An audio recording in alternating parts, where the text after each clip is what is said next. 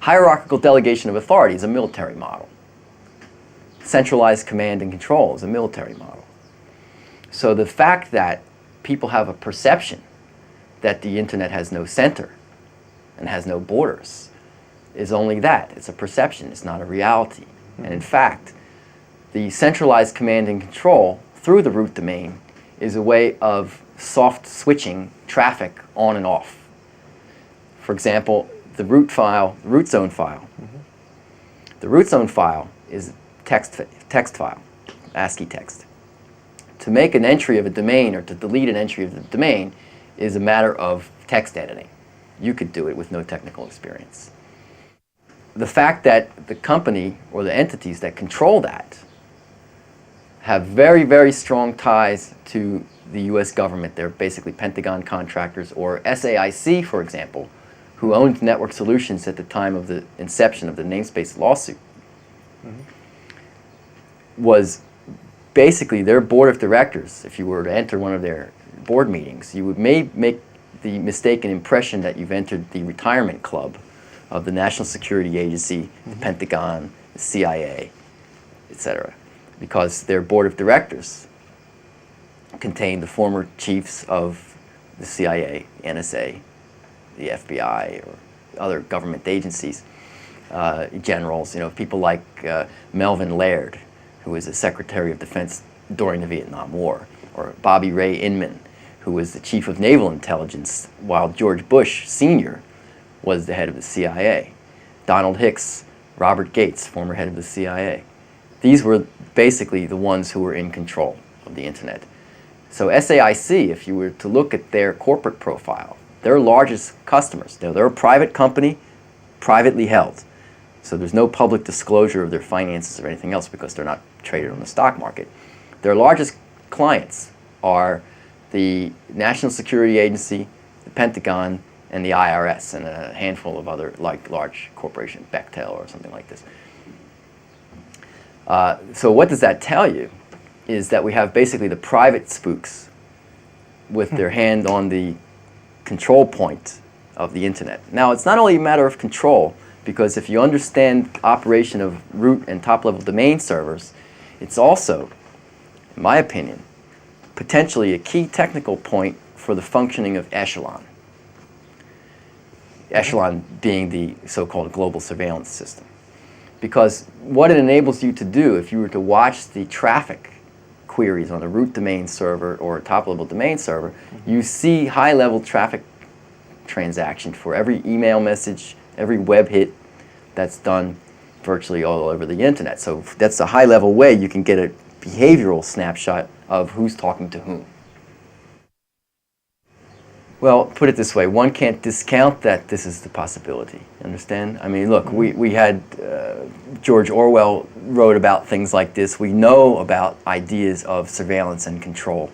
Whether or not it was designed from the beginning, I don't know. You should ask Professor Wiener that question.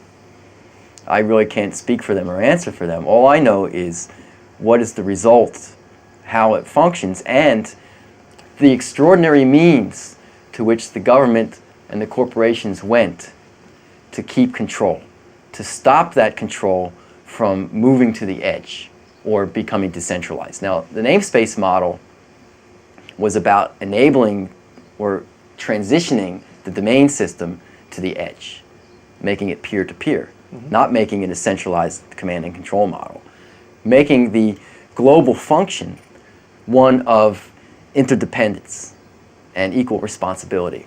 And this I saw ultimately as a kind of a digital realm of technical implementation of a democracy by technical means, because it requires agreement and cooperation on a technical scale. And in fact, the whole idea of the Internet Engineering Task Force, or the people who were really energetic in making the net work, is this idea of consensus. Not authoritarianism, but consensus. And the whole idea is rough consensus and running code. I'm sure probably everybody you interviewed used that line. But when it really comes down to it, there's not this consensus, because it's ultimately in the hands of who controls the corporate infrastructure of the net. and this where it interfaces with the government. So the namespace model is meant to decentralize and create a peered situation, not a command and control situation. Yeah? And this has a great implication for local autonomy and global cooperation. So this is the whole question that we have faced now, for example, with globalization. You know, if you look at the internet as a kind of digital media globalization, okay, and the fact that it's not governed by our Constitution, like, for example, in the United States. There's no First Amendment protection per se on the internet because where the government is not involved in restricting speech, there's no protection. There's no constitutional protection. When your governance is a corporate contract that you sign with AOL, Time Warner, or Microsoft, their First Amendment right is protected against you, you see? You're not protected as an individual. You don't have any rights. Your rights are only that as a consumer, you see? So we're not becoming citizens anymore. We're not netizens anymore. We're consumers. So the point behind namespace ultimately then is about autonomy and self-determination, ultimately leading to a democracy of the digital commons, which today is lacking and is totally threatened as the consolidation of corporate control over media and the shutting off, the filibustering, the discrediting, the censoring of independent voices through economic warfare, basically, by crushing them economically, predatory pricing, violation of antitrust laws, you know, denial of access. These are the functions that are happening now that threaten not only the namespace project from reaching its final conclusion, which is universal recognition of our domains and autonomous control and a decentralized, localized database system, but in general. And unfortunately, people don't understand this because as even people who we know and respect don't use computers and are dismissive or don't understand this. They think it's a new model that's foreign from political or social systems. It's not. This is corporate fascism. Basically, the future of the internet, going along the lines of the World Trade Organization and corporate globalization, is corporate fascism. And there's a threat not only to media democracy, but to democracy. We become consumers. We're not citizens anymore. We lose our rights where our local law and our local protection in the real world, not only in the digital world, but one reflects the other, is being replaced by corporate contracts. That's what we're threatened by.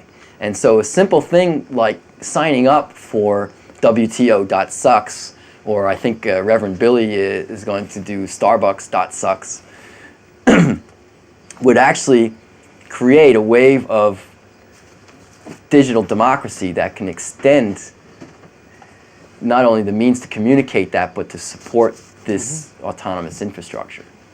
Yeah? This means you think a digital future is coming. No, the digital future is here. Not for but all the corporate of us. fascism.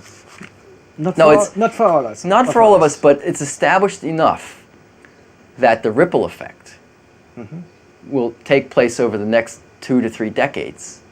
As any impact of the advent of radio, advent of television, the whole idea of, you know, the American consumer model, why people in Europe felt threatened by the American consumer model, yet at the same time were very intoxicated by it, very seduced by that. And in fact, I remember when I first went to Europe in the 80s, that the televisions were state. The telecommunications infrastructure were state-run. Then became slowly privatized. There's still, of course, some state-run TV, which to a point was a good thing. But now, in a sense, even though the way government goes now, I prefer not to have government in my life, or as little as possible. I also don't prefer to have corporations in my life either, because this whole concept of corporate governance, where the corporate globalization overwhelms or replaces, supplants our local sovereignty and our local law. This is a threat. So we have to find some kind of a balance where the citizen matters, where we are citizens and where we're not consumers. And I think the only way that we can do this at this point is that the citizens have to recognize each other, that they have power, and to find a way to consolidate that. And to do this through networks. Because the first means of communication, look, truth is the first casualty of war. People's perception of truth is shaped by the media. Why the term of art in information warfare is perception management. You know, it's this very military corporate thing, if you think about it, management. And managing perception, well, advertising is information warfare. The way we perceive the news, the way events are presented to us, is from a very military corporate point of view. You know, when Dan Rather broke down and cried on television on David Letterman and said, oh, our dear leader, W. Bush, I'll do whatever you want me to do. He proclaimed his complicity to this